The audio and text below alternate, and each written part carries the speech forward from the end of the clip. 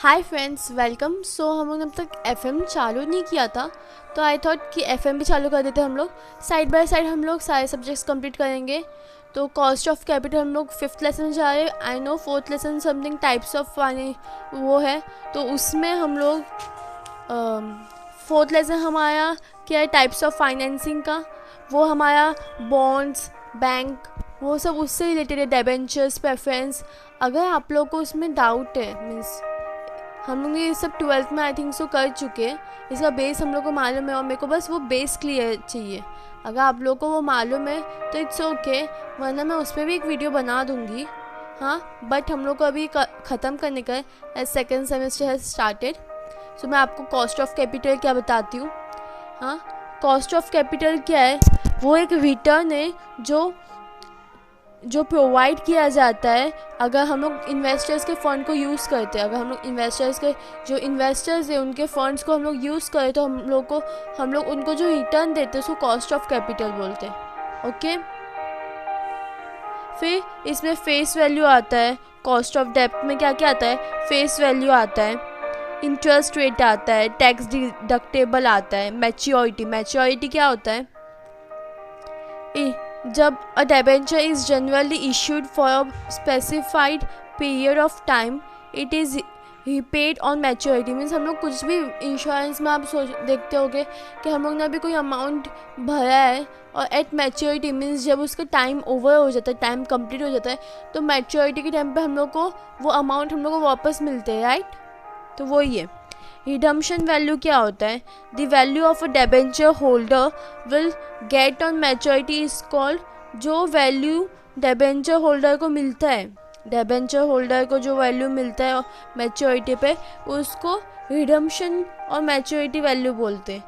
ठीक है, एक्चुअली में मेरा पर्पस क्या था आपको ये सब बताने का, redemption value and all, because हम लोग अभी क्या करने वाले, हम लोग ये सारे फॉर्मूलाज देखने वाले। हाँ, सो फॉर्मूला क्या है? हमारे पास 4 फॉर्मूला है, हम लोग ये 4 फॉर्मूला को लेके क्वेश्चन सॉल्व करने वाले। फर्स्ट है K D equals to I bracket में 1 माइनस टी, वे redeemable at par. Debenture, cost of debenture redeemable at par जब बोला जाएगा क्वेश्चन उस हिसाब से रहेगा, तो हम लोग ये फॉर्मूला यूज़ करेंगे। K D equals to I 1 minus T plus R V minus N P divide by N upon R V plus N P divide by 2, redeemable at premium. वैसे ही K P equals to P D plus R V minus N P divide by N upon R V plus N P divide by 2, preference share issued. K E equals to D raise to P D upon P plus जी, ये कब? Equity dividend growth approach. But जो मैंने अभी आपको सब short form में of course था, तो इसका फुल फॉर्म क्या होगा? देखो, के डी क्या है? Cost of debenture after tax. Okay, after tax का डिबेंचर कॉस्ट है। के पी क्या होता है? Cost of preference share. के ई क्या हुआ फिर? Cost of equity. T I क्या है? ये आई हमारा क्या है? एनुअल इंटरेस्ट पेमेंट, जो हम लोग एनुअली इंटरेस्ट पे करते वो। T is tax rate. N P क्या हुआ हमारा? Net proceed of debenture. इसको हम लोग कैसे फाइंड आउट करेंगे? Face value F V plus premium minus discount minus floating cost F C. Okay, R V redemption value of debenture, ये कैसे फाइंड आउट करेंगे हम लोग?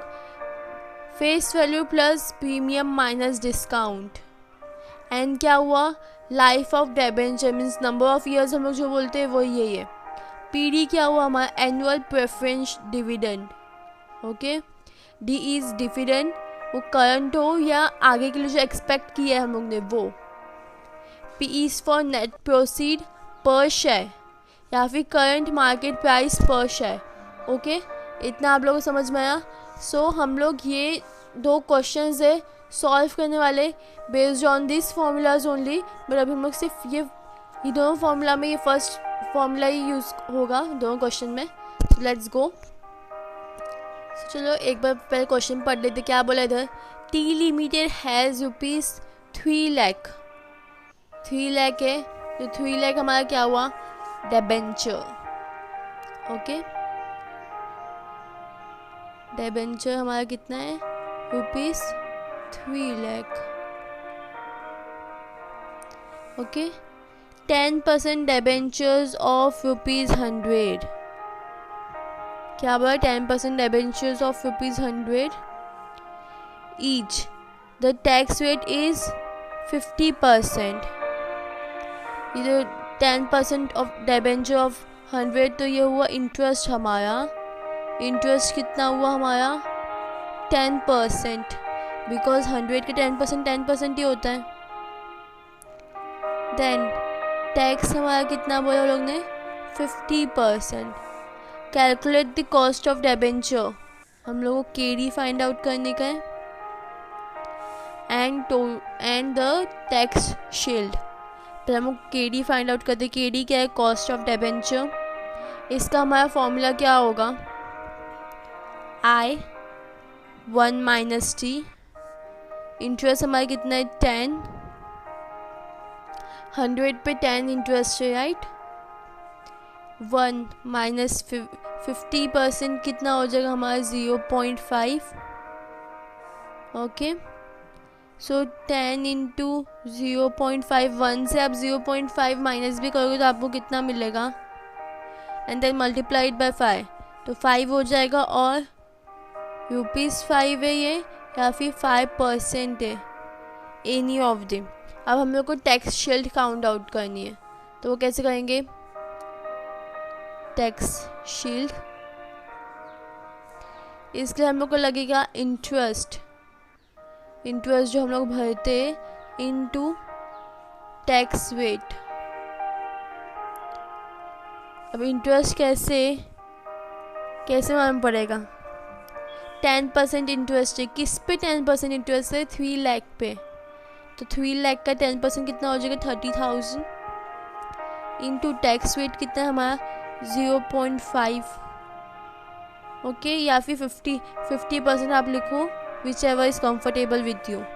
अगर आप इसको मल्टीप्लाई करते तो you will get 15,000 rupees. Okay, so यहाँ पर हम लोग चेक कर लेते क्या था हमारा, 30,000 इंटू 0.5 विच इज़ 15,000। ओके, तो ये हमारा फर्स्ट क्वेश्चन कंप्लीट हो चुका है। सेकेंड क्वेश्चन में क्या बोला है, श्रीराम इंडस्ट्रीज लिमिटेड इशूड 10,000 क्या हुआ हमारा डिबेंचर, तो यहाँ पर मैं लिख देती हूँ 10,000 डिबेंचर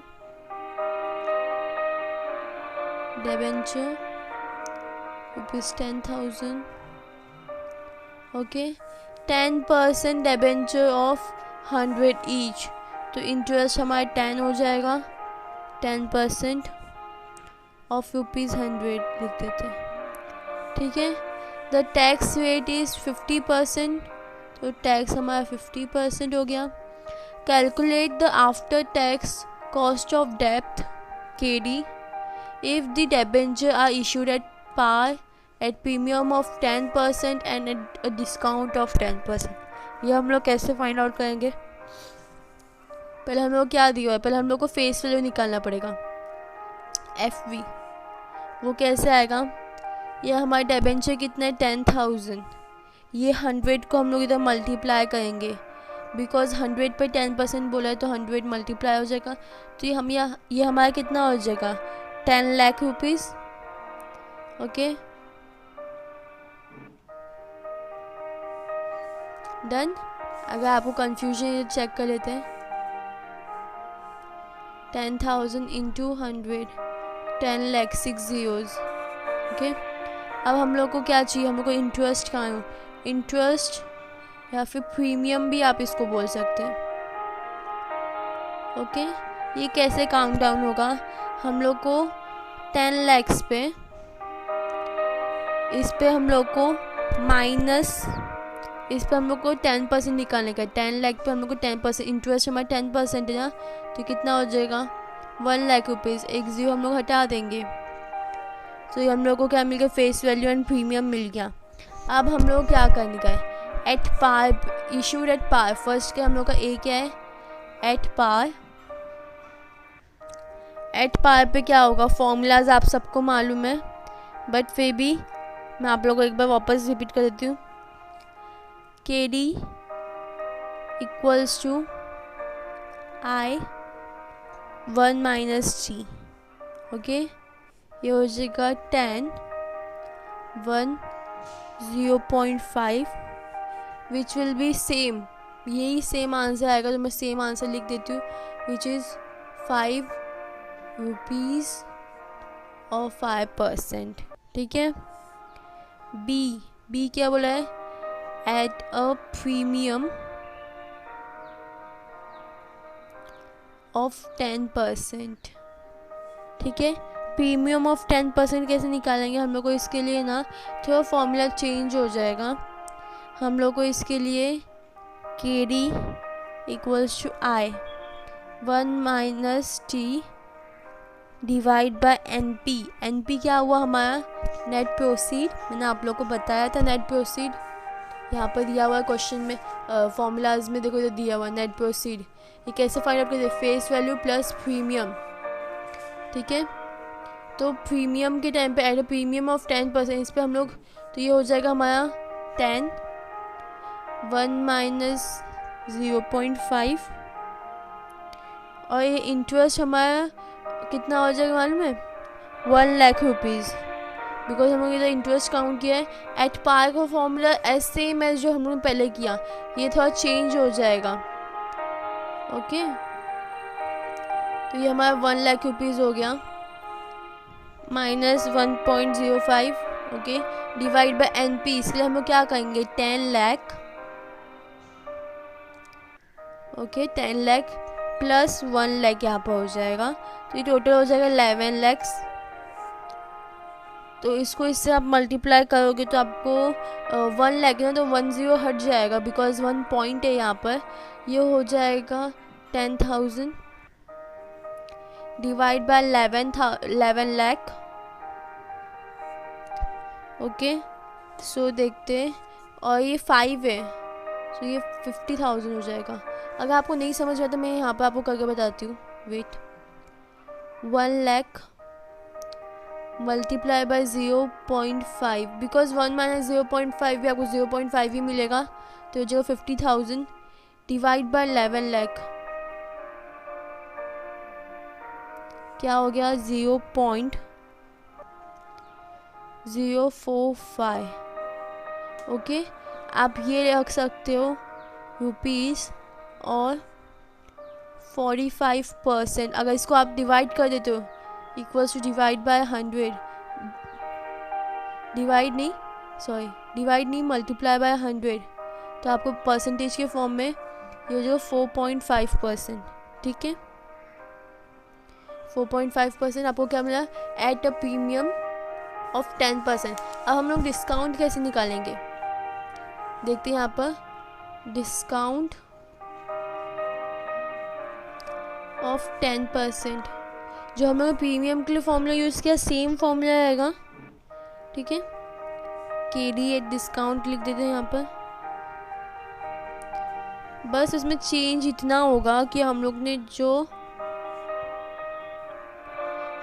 जो वहाँ पर प्लस किया था NP में, हम लोग को वही यहाँ पर माइनस करना होगा NP में।